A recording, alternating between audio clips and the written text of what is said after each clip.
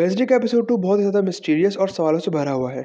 हर जगह कोई ना कोई नई बात पता चल रही है जो वेडनेसडे को मज़ीद फंसा रही है। तो पूरी कहानी जानने के लिए वीडियो के साथ जुड़े रहें और अगर आप चैनल पे नए हैं तो चैनल को सब्सक्राइब करना ना भूलिएगा। Welcome back to Plot Twist this ways. तो कहानी की शुरुआत में ही बहुत से पुलिस वाले और उनके वफादार कुत्ते जंगल में रोहन की बॉडी को ढूंढ रहे होते हैं, लेकिन उनको कुछ मिलता नहीं है। फिर शेरिफ गर्लफ्रेंड वेडनेसडे और विम्स को बता रहा होता है कि हमें वहाँ पर रोहन की बॉडी नहीं मिली। वेडनेसडे इस बात पे यकीन नहीं करती, वो बोलती है आप लोग जरूर कुछ मिस कर रहे होंगे। खैर फिर वेडनेसडे प्राइवेट में शेरिफ से उसी केस के सिलसिले में बहस करने लगती है और शेरिफ इस बात को मानने के लिए तैयार ही नहीं होते कि वेडनेसडे ने असली में रोहन को मरते हुए देखा है।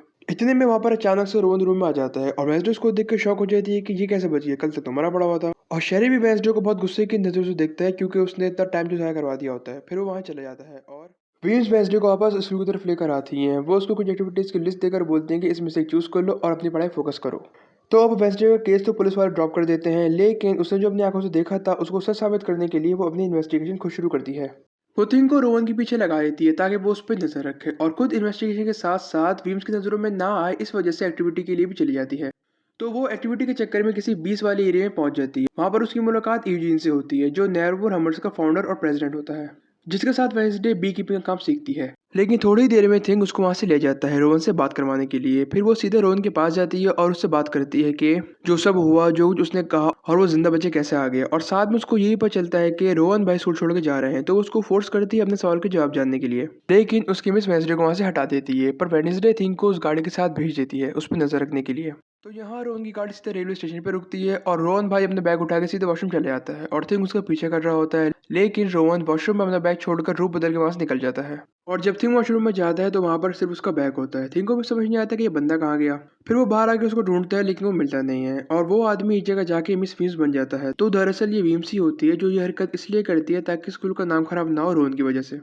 थिंग ये बात वेडनेसडे को बताती है कि वो गायब हो गया है। वेडनेसडे को इस चीज़ का अंदाजा हो जाता है कि अब उसको सारी इन्वेस्टिगेशन खुद ही करनी पड़ेगी, वो भी प्रिंसिपल की नजरों में आए बगैर। तो अगले दिन वो अपनी दोस्त इनिट से हेल्प मांगती है और उसको नेयरवुड हमर्स में अपनी जगह भेज देती है ताकि विम्स को लगे कि वो वेडनेसडे है, और खुद जंगल में निकल जाती है अपनी इन्वेस्टिगेशन के लिए। वो जंगल में ही होती है, इतने में उसको वहाँ पर टैलेंट मिल जाता है। फिर वो दोनों मिलकर इन्वेस्टिगेशन करने लगते हैं और वेडनेसडे को वहाँ पर रोहन के गिलासेस जमीन पे पड़े मिलते हैं और जैसे ही वो उनको उठाती है तो उसको अचानक से एक विजन आता है जिसमें उसको वही वाले सिंबल्स, बुक्स और साथ में रोहन और ज़ेवियर की लड़ाई भी दिखती है। फिर वो होश में आ जाती है और उसको अंदाजा हो जाता है कि वो सच्चाई के काफी करीब है। फिर वो लाइब्रेरी में वो वाली बुक ढूंढने चली जाती है और बहुत ढूंढने के बावजूद भी उसको वाली बुक नहीं मिलती। इतने में बुक की आवाज से मिस भी आ जाती है और वेडनेसडे उनको वाला सिंबल दिखा के बुक के बारे में पूछती है। वो मिस कुछ खास तो बुक के बारे में बता नहीं पाती, लेकिन इस सिंबल की हिस्ट्री जरूर बता देती है कि ये एक खास नाइट शेड सोसाइटी वालों का सिंबल है जो बहुत पहले पाई जाती थी। फिर वो अपने विजन के मुताबिक जेवियर के रूम में पहुंच जाती है बुक ढूंढने के लिए। वहां पर उसको बुक तो नहीं मिलती लेकिन एक मार्क जरूर मिल जाता है। इतने में जेवियर भी रूम में आ जाता है तो उससे बचने के लिए वो उसके बेड के नीचे छुप जाती है।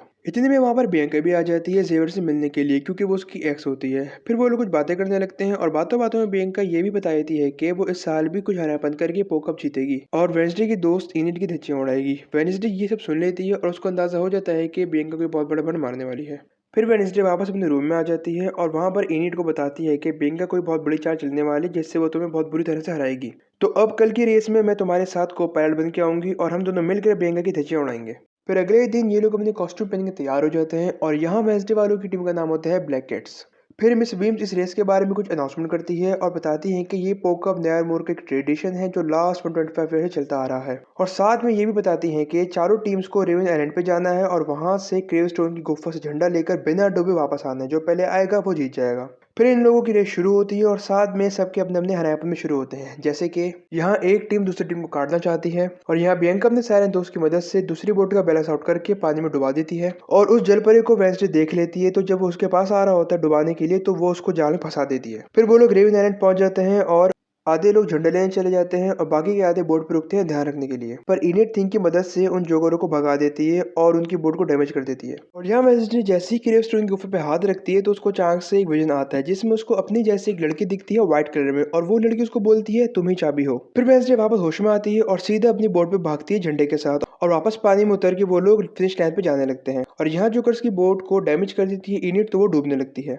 तब पानी में ब्लैक कैट और बियंका की बोटी बचती है और यहाँ भी बियंका का जलपरा ब्लैक कैट का बैलेंस आउट कर रहा होता है। तो थिंग पानी में कूद के उसको मार पीट के साइड में कर देता है और यहाँ ब्लैक कैट वाले बियंका की बोट को अपने कांटों से डैमेज करके डुबा देते हैं और खुद धीरे धीरे से फिनिश लाइन पे पहुंच जाते हैं और रेस जीत जाते हैं। और ये सारी की सारी हरकतें हर कोई इसलिए कर रहा था क्योंकि इस रेस में कोई रूल नहीं होता। खैर ब्लैक कैट को पोकअप मिल जाता है और वो लोग अपनी जीत को सेलिब्रेट कर रहे होते हैं और यहाँ बियंका की सही वाली तपी भी होती है हारने की वजह से। और हमारी वेडनेसडे सब लोगों से अनकंफर्टेबल हो रही होती है तो वो अंदर जाकर किसी स्टैचू के नीचे बैठ जाती है। इस स्टैचू के हाथ में एक बुक होती है जिसमें वही सिंबल बना होता है जिसको वो कब से ढूंढ रही है। फिर वेडनेसडे रात में चोरी छुपे वहां जाती है और अंदर जाने के लिए उसको एक कोड चाहिए होता है और वो कोड उस बुक की पहलियों में छुपा होता है। तो वेडनेसडे उन सारी पहलियों को सॉल्व करती है और उन आंसर से उसको कोड मिल जाता है और कोड होता है स्नैप ट्वाइस। फिर वो ऐसा ही करती है और अंदर चली जाती है तो उसको वहां पर सारे पुराने नेट शीट वालों की पिक्चर्स, उसके पेरेंट्स की जवानी की पिक्चर्स और सारे विजन्स वाले सिंबल्स दिखते हैं और साथ में उसको वो वाली बुक भी मिल जाती है जो वो कब से ढूंढ रही होती है। अब उसको उसके सारे सवालों के जवाब मिले उससे पहले उसको कोई किडनैप कर लेता है और यह एपिसोड खत्म होता है। तो दोस्तों यहाँ पर इस एपिसोड की कहानी खत्म होती है और वेडनेसडे के और एपिसोड्स और ऐसी नेटफ्लिक्स की कहानी जानने के लिए मेरे चैनल को सब्सक्राइब करें, बेल आइकन क्लिक करें ताकि मेरी वीडियो की नोटिफिकेशन आप तक सबसे पहले पहुंच जाए। लाइक शेयर ना भूलिएगा। अल्लाह हाफिज।